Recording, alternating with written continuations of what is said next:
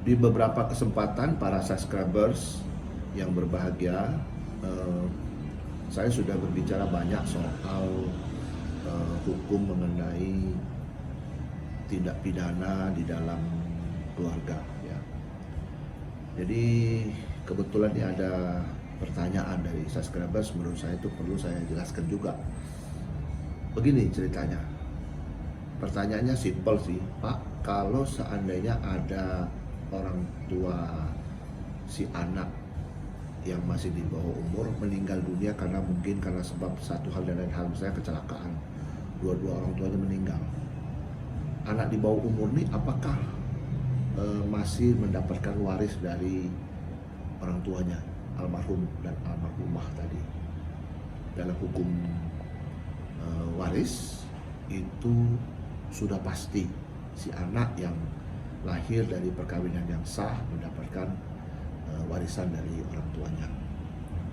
Pertanyaan yang berikut adalah siapa yang menerima warisan itu? Kalau anak-anak itu di bawah umur, saya tidak membahas soal bawah umur. Bawah umur itu anak-anak yang belum bisa melakukan tindakan hukum, ya, melakukan rash handling, melakukan tindakan hukum, ataupun dia juga di bawah umur itu, maksudnya di dalam hukum itu ada need bekwam and befuk, tidak bekwam dan tidak befuk, tidak punya kewenangan melakukan tindakan hukum dan juga tidak berwenang, ya. Berwenang artinya undang-undang telah membatasi orang-orang yang siapa saja yang boleh melakukan tindakan hukum. Nah, jadi begini, kalau dia itu di bawah umur, maka semua harta-harta peninggalan orang tuanya itu beralih kepada yang bersangkutan dan menunjuk wali ataupun kuratilnya. Sudah pasti itu nanti mesti ada penetapan dari pengadilan.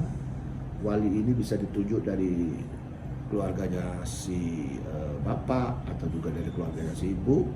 Kalau orang tua si bapak dan ibu itu belum meninggal dunia, maka yang menentukan itu adalah orang tuanya masing-masing itu.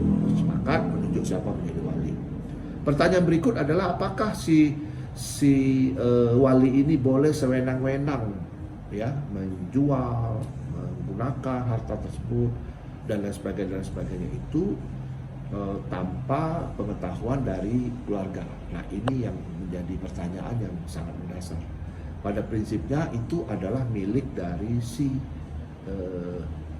anak ini, anak di bawah umur ini.